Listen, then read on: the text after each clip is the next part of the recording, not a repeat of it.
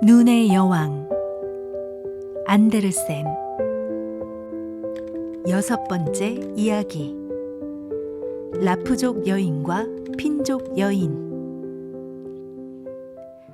술록은 작은 오두막 앞에서 멈췄다. 그곳은 대충 지은 허름한 집이었다. 지붕은 금방이라도 주저앉을 것 같았고 문은 너무 낮아서 식구들은 납작 엎드려 기어서 드나들어야 했다. 집에는 늙은 라프족 여인 말고는 아무도 없었다. 그 여인은 고래기름 등잔에 생선을 굽고 있었다. 술록은 그 여인에게 겔다의 이야기를 모두 들려주었다. 하지만 그 전에 자기 이야기가 훨씬 더 중요하다고 생각했기에 자신의 이야기부터 들려줬다. 게다가 겔다는 너무 추워서 한마디도 할 수가 없었다. 이 불쌍한 것 같으니라고. 아직도 갈 길이 많이 남았다. 핀마크로 가려면 몇백 마일은 더 가야 해. 거기에서 눈의 여왕이 휴가를 보내며 매일 밤마다 파란색 불꽃을 불태우고 있지. 내가 말린 대구 위에 전가를 적어줄게. 내겐 종이가 없거든. 이 전가를 저기 위쪽에 사는 핀족 여인에게 가지고 가. 그 여자는 나보다 훨씬 더 많은 걸 내게 알려줄 수 있을 거야. 라프족 여인이 말했다. 겔다가 얼어붙은 몸을 녹이고 요기를 하고 나자 라프족 여인은 말린 대구에 몇 자를 적고 잘 가지고 가라고 당부했다. 그러고는 겔다를 다시 술록의 등에 단단히 묶어주었다. 술록은 다시 달렸다.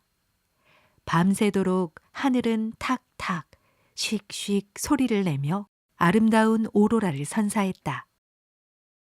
마침내 핀마크에 도착해 핀족 여인의 집 굴뚝을 두드렸다. 문이라고 할 만한 게 없었기 때문이다. 집은 무척 뜨거웠다. 그래서 핀족 여인은 거의 벌거벗은 채로 집안을 돌아다녔다. 몸집이 작고 더러운 그 여자는 곧장 겔다의 장갑과 신발, 옷을 벗도록 도와주었다. 그렇지 않으면 집안에서 버티기 힘들었다. 그러고 나서 여자는 술록의 머리 위에 얼음 조각 하나를 올려놓고는 대구에 적힌 글을 읽었다. 그걸 3번 읽고 외운 다음 대구를 수프 냄비에 넣었다. 대구는 먹을 만했다. 여자는 뭐든 허투루 버리는 법이 없었다. 술록은 그 여자한테 자신의 이야기를 먼저 들려주고 어린 겔다의 이야기를 했다. 핀족 여인은 알았다는 듯 눈을 깜빡였지만 아무 말도 하지 않았다. 술록이 말했다. 당신은 엄청 현명한 분이군요. 당신이 목화실로 세상의 바람을 모조리 묶을 수 있다는 거 난 알아요. 뱃사람이 매듭을 풀면 우리가 좋아하는 바람이 불어요. 또 다른 매듭을 풀면 강풍을 맞을 수 있고 만약 3번째, 4번째 매듭을 풀면 숲속 나무를 쓰러뜨릴 정도로 엄청난 강풍이 불어요. 이 어린 소녀에게 마실 것을 좀 줄 수 없나요? 이 아이를 남자 12명만큼 강하게 만들어주면 좋겠어요. 그래야 눈의 여왕을 이길 수 있을 테니까요. 남자 12명이라 정말 그럴듯하군. 핀족 여인이 툴툴거렸다. 여자는 선반으로 가 돌돌만 커다란 짐승 가죽을 내려 펼쳤다. 그 가죽에는 희한한 글자가 적혀 있었다. 여자는 그 글을 읽어 내려갔다. 이마에 땀이 줄줄 흘러내렸다. 술록은 겔다를 도와달라고 다시 한번 부탁했다. 겔다는 애처로운 눈으로 여자를 바라보았다. 그러자 여자는 다시 눈을 깜빡였다. 여자는 술록을 구석으로 데리고 가서 술록의 머리에 얼음 조각 하나를 또 올려주며 속삭였다. 카이는 정말 눈의 여왕과 함께 있어. 거기 모든 게 그 아이에게 아주 잘 맞아. 그 아이는 그곳이 이 세상에서 가장 멋진 장소라고 생각하고 있어. 하지만 그건 그 아이 심장에 유리 조각이, 눈에는 작은 유리 조각이 박혀 있기 때문이야.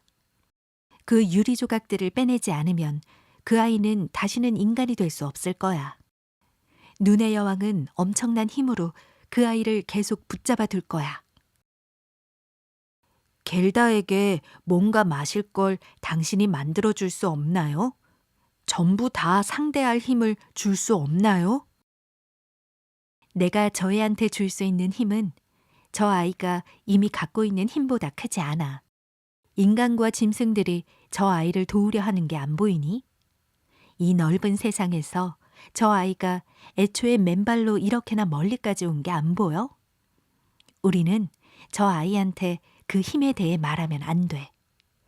그 힘은 저 아이 마음속에 들어있어. 저 아이는 아주 사랑스럽고 순수하거든. 저 아이가 직접 눈의 여왕한테 가서 어린 카이에게서 그 유리 조각을 빼낼 수 없다면 우리가 저 아이를 도울 수 있는 방법은 없어. 넌 저 어린 소녀를 그곳에 데리고 가.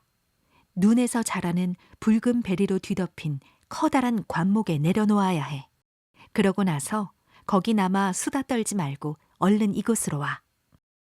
핀족 여인은 어린 겔다를 술록 위에 들어 올렸다. 술록은 있는 힘껏 달려갔다. 아, 신발과 장갑을 깜빡하고 놓고 왔네. 겔다가 소리쳤다. 살을 애는 듯한 추위 속에서 신발과 장갑이 필요하다는 사실을 곧 깨달았다. 하지만 술록은 감히 멈추려 하지 않았다. 술록은 전속력으로 달려 마침내 붉은 베리가 뒤덮인 커다란 관목에 들어섰다. 이곳에서 술록은 겔다를 내려놓고 입을 맞추었다. 얼굴에는 반짝이는 눈물이 흘러내렸다. 이윽고 힘껏 달려 되돌아왔다. 겔다는 신발과 장갑도 없이 얼음처럼 차가운 핀마크 한가운데 서 있었다. 겔다는 온 힘을 다해 뛰었다. 눈송이가 겔다를 향해 휘몰아쳤다. 하지만 그 눈송이는 하늘에서 떨어지는 게 아니었다. 하늘에는 구름 한 점 없이 오로라가 불타오르고 있었기 때문이다.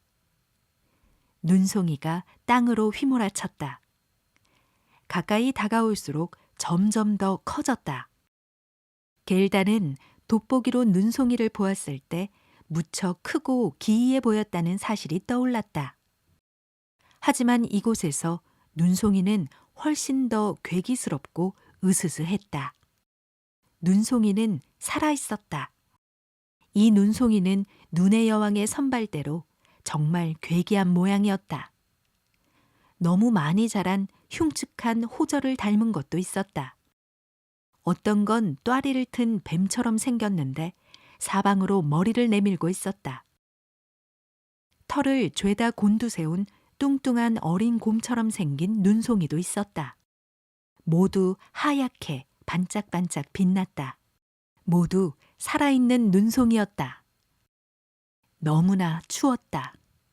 겔다가 주의 기도를 읊조리자 입김이 구름처럼 눈앞에서 꽁꽁 얼었다.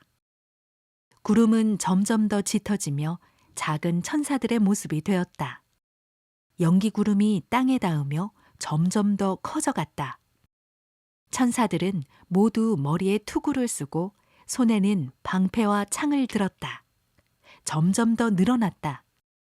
겔다가 기도를 마치자 한 무리 천사들이 겔다를 둘러싸고 있었다. 천사들은 창으로 끔찍한 눈송이들을 찌르고 수천 조각으로 베어버렸다. 겔다는 아무런 방해도 받지 않고 경쾌하게 걸어갔다. 천사들이 겔다의 손과 발을 비벼 따뜻하게 해주었다. 겔다는 눈의 여왕의 궁전으로 힘차게 걸어갔다. 하지만 이제 우리는 카이가 어떻게 지내는지 알아야 한다. 겔다는 카이의 마음속에서 아주 멀리 밀려났다. 카이는 겔다가 궁전 밖에 와 있다는 생각은 조금도 하지 못했다.